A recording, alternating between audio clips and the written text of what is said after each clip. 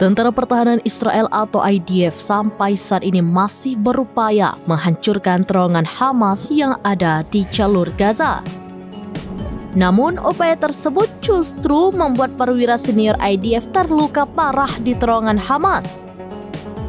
Dikutip dari Hindustan Times, peristiwa itu terjadi pada Selasa 10 September pagi.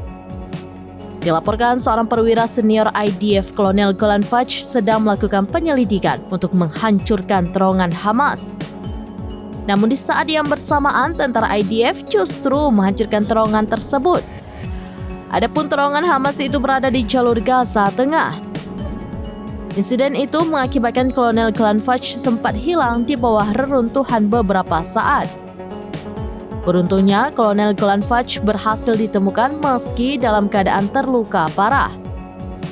Akhirnya, perwira senior IDF itu berhasil diselamatkan dan dibawa ke rumah sakit di Israel.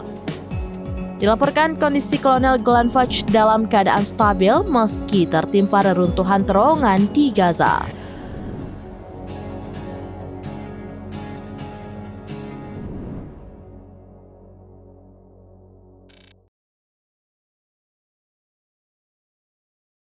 Download Tribun X sekarang, menghadirkan lokal menjadi Indonesia.